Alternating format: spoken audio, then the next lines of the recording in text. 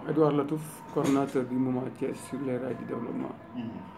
Conseil spécial du maire de la ville de Thiès. Voilà, ngeen bokk ci mouvance présidentielle. Edouard, à quelques mois de la présidentielle naka nga gisee famille politique présidentielle fii Thiès. Bon, à quelques mois de la présidentielle, il faut dire que tout n'est pas parfait. Parce que Thiès dafa nekk une ville à enjeu stratégique avec beaucoup de candidats et pas n'importe lesquels. Dañoo war a créer benn climat de confiance réciproque nit ñi bokk ndey bokk baay comprendre ni il ne s'agit que de la réélection du président rek la ñu bëgg a falaat.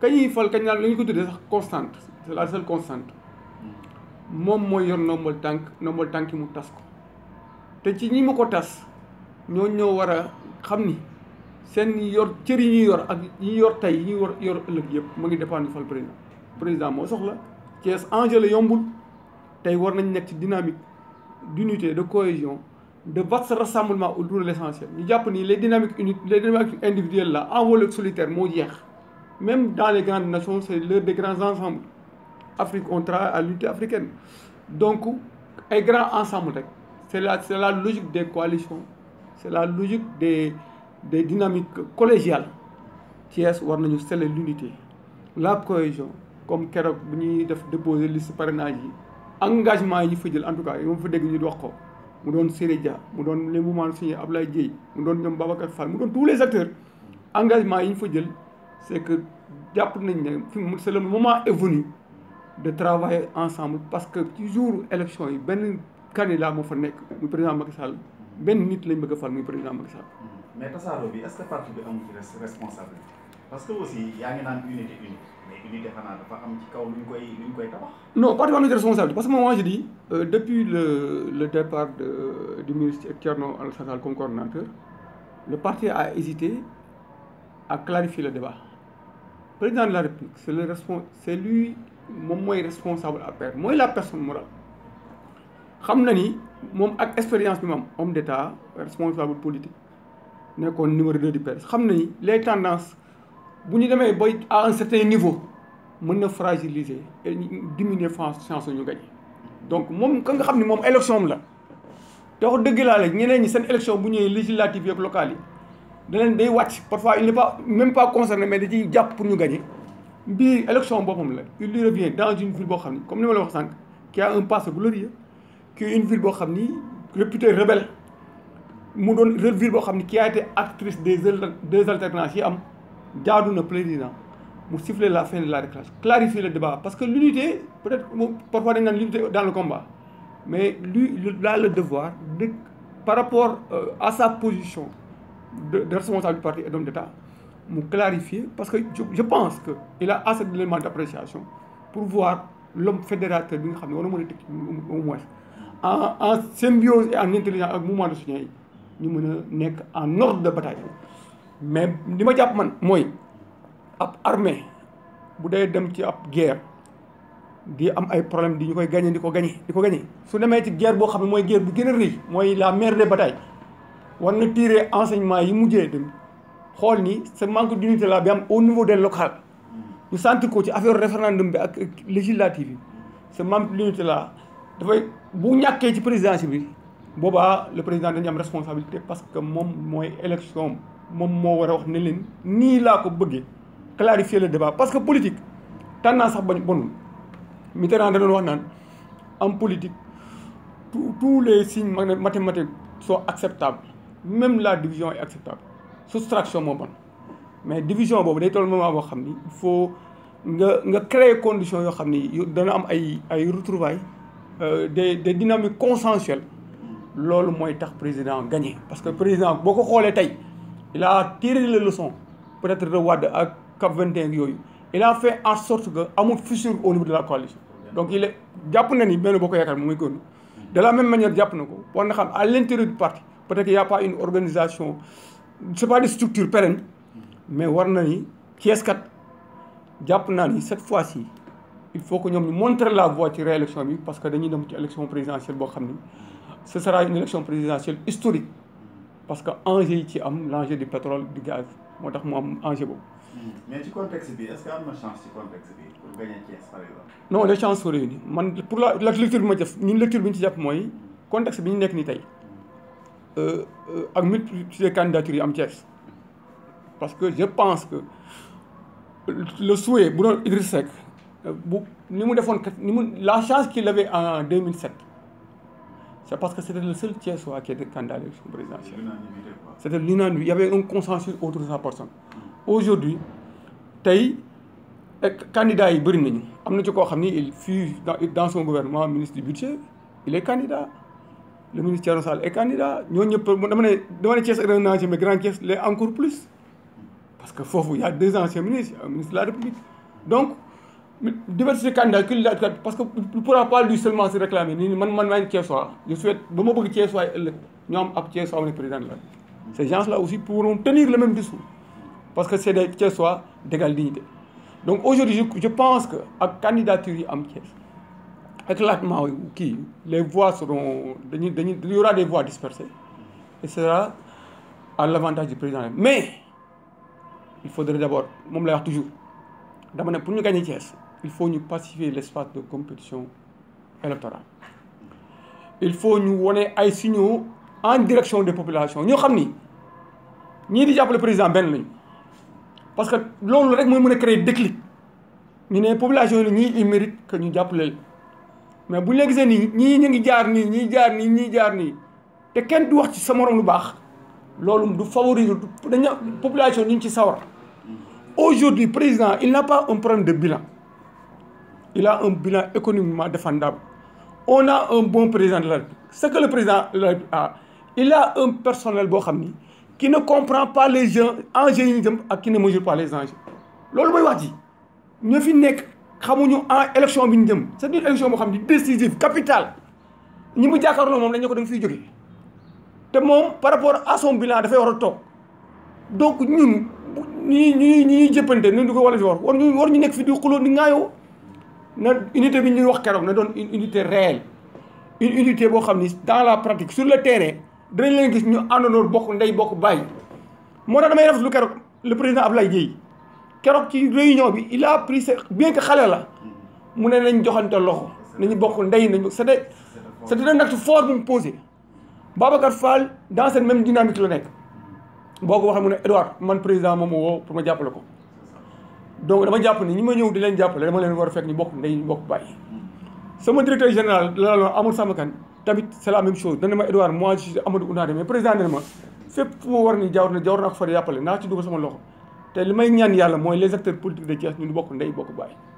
donc je pense que loolu mooy loo xam ni loolu moo ñu mën a jox élection ñu gagné parce que à Thiès mais l'APR est dans l'opposition à Thiès les 3 communes les 3 communes sont gagnées par le Rewmi le conseil départemental ñoo ko gagné la mairie de ville ñoo ko gagné donc nous sommes dans l'opposition à Thiès donc ñu nekk dans l'opposition à Thiès ba pare nekk fii ku ci nekk tu travailles à te montrer man la alors que benn cër moo fi nekk c'est notre régime présidentiel dégg naa keroog le ministre Abdou Fall leen ko wax ne leen ci Sénégal régime présidentiel la moom la ñuy teg lépp topp ci ginnaaw si c'est kooku suñ ko ñàkkee mais ñeneen ñi taxaw tey mais ana PDS ak seen i tendance y a plus de tendance au PDS parce que il n'existe plus le pouvoir aujourd'hui est-ce que nous devons prendre le risque avec tout ce que le président a fait pour des guerres yoo xam ni interminables hypothéquer moi je dis que c'est pas responsable pour des guerres interminables pour des problèmes personnels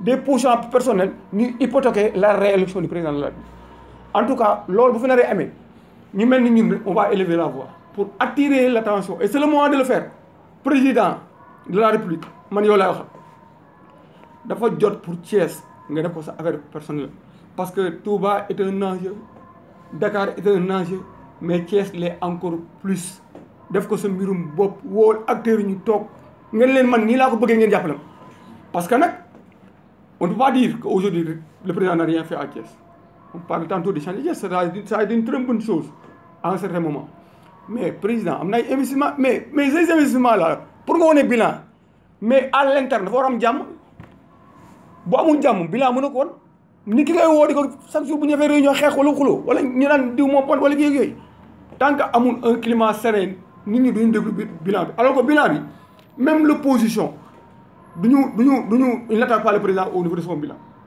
Il ne parle que de problèmes qui n'intéressent pas en fait les Sénégalais. Parce que nous sommes divisés. Chaque jour, on se paye le luxe à travers la presse. Et c'est pas ça le plus important. Aujourd'hui, nous sommes à quelques petits mois de l'élection présidentielle, d'une élection décisive qui aura un enjeu stratégique pour Thiès. La seule attitude responsable, c'est d'être dans une bonne dynamique d'unité, de cohésion. Il faut construire aujourd'hui plus que jamais des consensus forts. Parce que sans ces consensus-là, je ne pense pas qu'on puisse avoir des chances de régler le président. On doit le rassurer. Nous sommes Thiès, nous rassurer le président de la République. Le président de la République, même du point de vue de la distribution de nos responsabilités, il n'a pas tenu compte du fait qu'on n'a pas gagné Thiès. À ce moment. Peut-être qu'on a eu la chance que l'élection législative gagne. Et tu l'as dit, je le dis à certains responsables du département, nous sommes maires. Après ça, nous sommes maires. Thiès, enjeu, la ville de Thiès a plus d'enjeux que le département. Là, au niveau du département, il n'y a pas de menace. Les candidats sont dans l'espace de la ville. Enjeu de Thiès, l'enjeu de la ville, l'enjeu du département. Donc, ça a été même une erreur à certains moments de l'histoire, parce qu'on n'a pas, c'est pour la première fois dans l'histoire politique de Thiès. La ville de Thiès n'a pas de ministre, c'est pas normal. C'est anormal de passer une histoire. Elle a accédé des alternances. On a un ministre. Mais je dis qu'aujourd'hui, nous devons comprendre, le président doit comprendre, la menace au niveau de la ville de Thiès. L'apport du département a été déterminant pour les derniers. Mais nous reconnaître l'élection législative. La ville de Thiès a fait un travail remarquable. Les moments de soutien, Babacar Fall, Ablaye Dieye, Mamadou Ning, avec les autres moments de soutien, j'ai un rôle important. Mais nous avons une dynamique de travail. Non, dynamique, dynamique, c'est bon parfois de coordonner. Dynamique, c'est Thiès pour coordonner. Mais le travail se nous fait sur le terrain. Il ne faut pas, dans le cadre de privilégier le cadre dynamique, les structures qui l'autre jour, j'ai assisté à une manifestation pour le président de Babacar Fall qui Ablaye Dieye. Bon, on est en train d'avoir des activités collégiales, mais nous avons parfois des acteurs individuels. Mais dans l'élection est passée, la moyenne présidentielle a fait des efforts remarquables. Moment de soutien, un rôle important. Mais il y avait un chef il y avait quelqu'un qui était tête de liste. Le directeur général Sénégal a fait un travail remarquable. Parce que, par rapport au bilan du président de la Thiès, peut-être que Promoville m'a dit. Mais si je le président, quelque part, c'est les emplois de Sénégal. C'est les emplois de Sénégal pour participer à réélire le président de la République. Le projet de zone économique spéciale de Thiénaba, je vais insister. Parce que ça, c'est un projet porteur d'avenir pour le département de la ville de Thiès. Et c'est parce qu'il a fait des investissements à Thiès. Les chantiers de Thiès. Mais ça, alors que lui, Babacar Fall, ce qu'il propose, c'est un projet de zone économique spéciale, c'est 50 000 emplois. 50 000 emplois directs. C'est un projet de 460 milliards. Ça va transformer le visage du département de Thiès. Mais ça, c'est un projet d'avenir. C'est comme Diamniadio. Un projet de ce genre-là, l'État a le droit d'accompagner ça. Le président doit, ce décret-là, il doit le signer pour rassurer les Thiessois. Parce que c'est un Thiessois qui a eu cette ambition-là, pas pour lui, mais pour les générations futures. Donc j'ai eu le président vraiment à signer le décret présidentiel, au moins pour rassurer davantage les Thiessois, pour montrer aussi que mon tamit, ni mu jappé yeen dëkk yi té non la japp ni non la jappé Thiès. Ci leneen mu won kii ak yoy moy ñepp xam nañu man sama engagement politique. C'est le directeur général de la LONASE moo ko si suivre. C'est lui qui m'a demandé en 2013 de soutenir le président. C'est quelqu'un aujourd'hui qui a fait des efforts remarquables. Il est même cité en exemple. C'est une gère entreprise aujourd'hui. D'ailleurs, par rapport au parrainage, le comité d'entreprise de la LONASE, au niveau de Thiès, en tout cas, on s'est mobilisé. Il a eu, l'autre jour, on lui a remis 500 signatures. Il a eu 500 déjà LONASE, parce que le président m'a demandé de le soutenir, donc à Thiès, il a eu 500 signatures. Au comité d'entreprise personnel avec ses équipes de 500 signatures. Les moments de soutien aussi, à Thiès, ils ont fait des efforts remarquables. rien que keroog rek bon c'est au niveau de Babacar Fall c'est plus de il a presque 2800 2600 à 2700 signatures à déposer. Donc les autres mouvements aussi de même Mamadou Gningue et Abdoulaye ont fait un travail remarquable. Je crois que l'objectif qui a été demandé au niveau des différentes communes a été dépassé de très loin. Mais dama ne rek par rapport au parrainage ni ñu war def ñun mooy le parrainage a été une très bonne chose mais nañu bu ñu perdre de vue ce qu'il y a derrière le parrainage. Parce que dama ne parrainer baax na parrainer 1000 personnes 2000 personnes baax na mais ñi ñu parrainer aussi on doit l'accompagner d'activités mobilisatrices. C'est le moment aujourd'hui de montrer ce que le président a fait. On doit ne pas perdre de vue que le président ne pourra jamais avoir problème de parrainage. C'est le président sortant qui défend un bilan qui le soumet à l'appréciation du peuple sénégalais. Donc moom mënul ñàkk parrainage. Loolu lañ ko war a tourner la page le parrainage ñu war a tourner la page. Regardez ce qu'il y a derrière, c'est le travail à créer les conditions politiques d'une réélection du président de la République. Donc loolu daal la jàpp ni moo kii di tamit wax ni président ku daan liggéeyu da ngay wax la neex. Maintenant ni màggal gee nit ñi dem léegi mu def Touba li mu def ci famille religieuse yi l'ensemble pays yamal ko Touba rek daf ko feneen ak feneen ak feneen nit ñi mën nañuy wax lu leen neex rek parce que mbir mi du habiller gens déshabiller gens pour habiller Paul kii bëgg a falu danaan na fi jóge rek def fi dara mais le Sénégalais yi lu sut ci seen bët créé réew mi am nekk ci jàmm dislocation amu ci amul ay crise au niveau des familles amul les rapports entre religieux ak temporel bi c'est des rapports yoo xam ni qui a travaillé à pérenniser ça c'est depuis Senghor donc dañu xam ni c'est quelqu'un vraiment qui travaille à rassurer les Sénégalais loolu daal dama ne woon naa ko wax le pour di waxaat rek nii li élection yi ñu jëm élection bu enjeu mon message en direction du président de la République c'est que le président de la République aujourd'hui war na gën a joxaat Thiès considération war na leen gën a am fu mu leen teg war na recevoir déglu Thiès war na def Thiès mbirum boppam parce que ñi acteurs yi fi nekk suba ngoon guddeeg bëccëg mu doon parrainage wala avant parrainage nekk nañ ci dynamique jàppale ko mu réussir mu am beneen mandat par rapport à son parti l'APR dafa laaj mu clarifier le débat. Je dis autant on ne change pas une équipe qui gagne autant on ne change pas un homme qui gagne. Le directeur général Siré Dia bi ci doon tête de liste il a fait des actions remarquables. Je crois qu'aujourd'hui, par rapport à ce que nous pouvons expliquer aux populations, par rapport aux emplois, il est allé même plus loin que le ministre de l'emploi. Mais aussi, nous devons aussi proposer aux Thiessois un projet d'avenir. Le seul projet que c'est un projet structurant. Les financements ont été faits. C'est le projet de Babacar dans la zone économique spéciale de Ténéba. Le message de Gorek dit encourager le directeur général de la LONASE pour le travail qu'il est en train de faire au niveau de la LONASE. C'est un travail remarquable. Ça a été apprécié par les hautes autorités. Li mu def boîte bi tey amul aucune entreprise du Sénégal bu am cette santé financière là. Il a été cité par un exemple. Longévité depuis ku Wade nommé depuis 2011 nga nekk ba léegi. C'est parce que c'est un travail. Il ne parle pas beaucoup. Il n'est pas trop dans les médias. Mais c'est quelqu'un qui travaille à inscrire la LONASE sur le paradigme des entreprises les plus performantes du Sénégal. Il a encore réussi. Donc, je lui renouvelle toute ma fidélité, tout mon engagement. Di wax rek ni élection yi ñi jëm tamit seen ci chaque jour ñu ñaan ci Sénégal dafa yàgg a nekk un niveau de paix et de stabilité politique. Le Sénégal n'a pas attendu le discours de la boule de François Mitterrand en 90 pour s'inscrire sur la voie de la démocratie.